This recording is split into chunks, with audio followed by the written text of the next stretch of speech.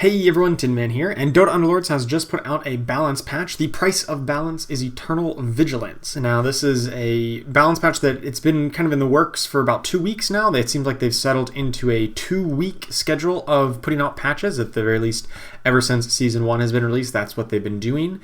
And I know for me personally, just very my own opinion, it's kind of made the game feel like it's developing a little bit slower, obviously, 2 weeks in between big shakeups, and maybe it's just been feeling a little bit stale for me personally. And so that's why over the past week or two, you probably have seen me putting out a little bit less content than normal.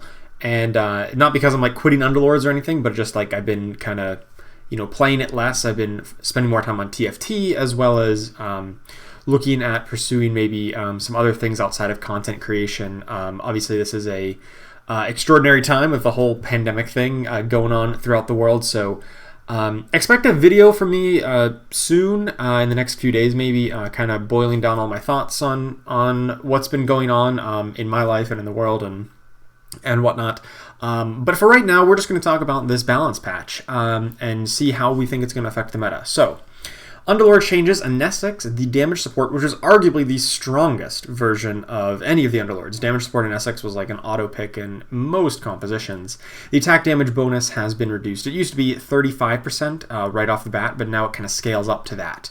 It starts at 25%, and then by kind of the end of the game, it'll get back up to that 35%. So she'll still be just as good by the end of the game, but a little bit weaker in the early and mid game. I don't think this really affects her too terribly much. I always kind of valued her more for the Enthrall ability, and this attack damage bonus was kind of a nice little bonus. I still think she's a high pick, especially in aggressive kind of builds that want to be attacking a whole lot. But she hopefully just gets brought down a touch in power level. Meanwhile, one of the least picked Underlords, Hagen, the high damage dealer, has gotten buffed. His implosion ability has gotten about 100 more damage, it looks like, at every single level. So that should definitely help him, actually bring high damage. Despite kind of repeated buffs, this high damage Hagen has really never found his footing. And in talking with some other players, some other people have found that support damage Hagen was actually better even in like mage builds where you'd expect the high magic damage to be valuable, but he just still wasn't quite pulling his weight, and so maybe this buff helps bring him to that point. He was definitely one of the more underperforming Underlords recently. On to some actual hero changes. Broodmother has been rather substantially buffed at 3-star, pretty much unchanged at 1 and 2-star, but at 3-star has gotten 40 more damage at minimum, and what's that? I shouldn't do math on stream. 56 damage at maximum, so what does that average out to? Doing math again. 48 on average damage more at 3-star. That's really substantial. I mean, it goes from 200 to 240. That is a 20% damage increase at 3-star. Now, Broodmother was kind of a unit that doesn't really fit in anywhere, right? Like, it's not the best insect if you want to play insects. It's not the best warlock if you want to play warlocks, but and it doesn't deal a ton of damage, doesn't do a lot of CC, but at some point, if the stats just get so good, maybe it will become a strong pick, but I don't know if this is it.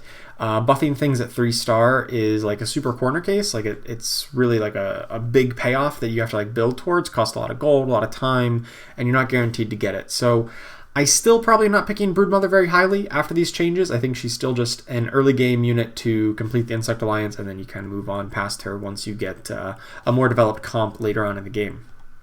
Drow Ranger, arguably the best unit, just with tons of alliances, tons of stats, tons of power, has gotten an attack damage nerf across the board. Rather minimal, or actually it looks about, 6 damage, 12 damage, 25 damage. That sounds about right. I guess that's about a 10%-ish nerf, roughly speaking, in terms of attack damage. Still, you're still going to play Drow Ranger every place you'd play her before. She still provides all the great alliances, the Heartless, the Vigilant, the Hunter, but just knocking her down a touch in power level. If these kind of compositions are still strong, which of course there's going to be other balance changes later on that affect this composition, which I said was the best composition in the previous patch, you're still going to pick Drow Ranger in all the same spots. She'll just be ever so slightly weaker. Mirana got a similar attack damage nerf, but also her Sacred Arrow now deals 200 less damage at 2-star. It's most common to play her at 2-star. It's very rare you get her up to 3-star, but if so, she lost 400 damage at that point. That being said, the big value in the Sacred Arrow is a really long duration stun, and Mirana is just a great auto attacker. But all of these kind of nerfs kind of do take down this Hunter comp quite a bit. I don't expect it to really be top tier. I think a Heartless Hunter Vigilant kind of composition might still be a tier 2 kind of strategy, but I don't think it's going to be like dominating the meta, thanks in part due to these changes here. Meanwhile, we got some buffs. Nature's Prophet, probably one of the underutilized summoners, has gotten his maximum mana reduced, which is actually a good thing, because that means he casts his ability just a little bit quicker. So he's going to make Nature's Call at 80 mana instead of 100 to make a Treant, which also got a health total buff at 2 and 3-star, rather substantial amounts at those. So they'll be a little bit more survivable at 2 and 3-star, and I already thought they were like pretty darn tanky at those levels. Especially in the early game, if you can get a 2-star Nature's Prophet and then it makes a Treant, like the Treant has about as much HP as a regular 1 or 2-star hero at that point in the game. So it's really a very effective unit in the early game, and even more so now that he got maximum mana reduced, so that he can really cast that on cooldown and make as many summons as possible. So I'm really looking forward to trying a summoner build now with Nature's Prophet after this buff. Templar Assassin, another one of that kind of Vigilant, Hunter, Heartless kind of build unit, got its attack speed reduced by about 10% from 0.83 attacks per second to 0.72. Venomancer had its mana reduced from 100 down to 80, just the same as Nature's Prophet. So all of this taken together, all of these hero changes, kind of leads me away from the Hunter, Heartless, Vigilant kind of build that was arguably very dominant, and over towards wanting to try a bunch of summoners. I don't think this puts summoners into like broken territory, but I kind of thought they were like, you know, kind of creeping up in the estimation or in the tier list recently, maybe like a 5th or 6th best build, and now they might be 2nd or 3rd or even best build. I'm not entirely sure. We'll have to try it out, but I do like these changes to let them cast quicker, cast more often, and just get those summons out there. Meanwhile, we've got a couple alliance changes. The attack damage bonus from Armlet of Mordigian has been pretty massively increased from 90 up to 120, and this item still kind of struggles to find its place. Originally, it seemed like tailor-made for the original Bloodseeker, who would naturally bleed himself out, but then would heal up every time he got a kill. Now it's kind of Bloodseeker's been reworked and rebalanced, and Armlet has kind of lost its like place in the game.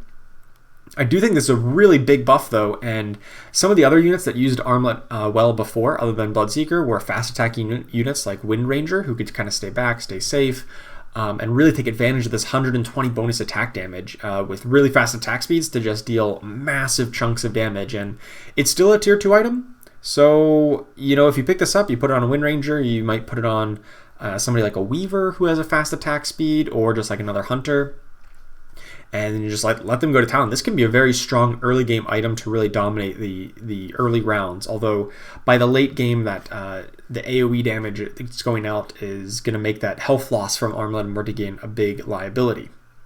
Satanic, one of the weaker tier 5 items, the lifesteal now activates at 50% HP instead of 30%, and the cooldown is 15 seconds instead of 20. This is a rather big change. I think at 30% it was far too likely that the unit holding it would just go from 30 to 0 before they could, like, you know, get a good value out of this lifesteal effect. So at 50 life, it's unlikely you get burst from 50 to 0, and so I think this really helps its viability.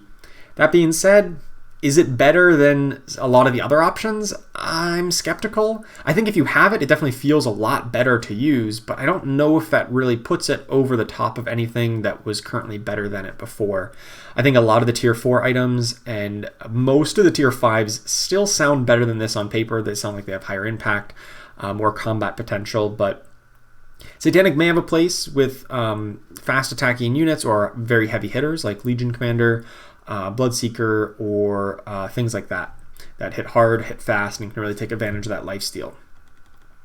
Okay, onto the alliance changes. Assassins have been buffed. They got a little bit more crit, 25% more crit at both 3 and 6 assassins. Now, I put assassins on my list of kind of the top 4 builds, but they were in the 4th spot, and I really didn't even feel that confident about that. I was kind of like, well, I know these top 3, but the 4th one, it could be assassins, it could be summoners, it could be a lot of other things, and so they were kind of loosely in that list, and so they did get a little bit of a buff, and that probably moves them a little bit more firmly into that spot. I still think they suffer from the same problems of awkward build path. You only have a few early game assassins, the Nyx Assassin and the Queen of Pain, and you don't get a 3rd assassin until 3 costs, which cost a little bit of money, costs a little bit of time to find those and get those online. So it's still kind of hard to build assassins in the early game. And so, a little bit more payoff maybe helps move them up, but I still don't see them dominating the meta because of this buff. Maybe they become, a 1st or 2nd tier build, but probably not the best. Savage bonuses got buffed up at 4 savages. Now, this has been kind of the constant balance challenge. Savages were busted when it was first released, then it got changed, and they were kind of worthless. And now they got a little bit better buffed at 4 savages, 1 more attack damage. It doesn't sound like much. It's not much, but 4 savages plus a summoner build definitely sounds a lot more appealing with these, plus the Venomancer and Nature's Prophet buffs all taken together.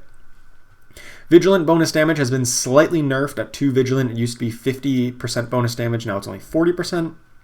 But if you do get all 4 Vigilant, you still retain the full 50. That's interesting because a lot of the Hunter builds would often not get 4 Vigilant. They just stick at 2 or sometimes 3 in a weird spot. If you had to cut, like a Wind Ranger to make room for a Medusa. This gives you just a little bit more incentive to go back up to 4, but honestly, this is like a negligible change. I wouldn't put too much faith in this. I wouldn't even really think about this all that much. And finally, Void has been nerfed again, and the maximum health bonus as pure damage is changed from 5% down to 4%. Now remember, in the last patch, it was nerfed with the interaction of Hunters, where it couldn't trigger like back-to-back in really close. There was an internal cooldown on that. Now it just deals less damage, and good, because it was still very, very strong. That being said, this Void nerf also indirectly hurts Assassins, who would very often get Void.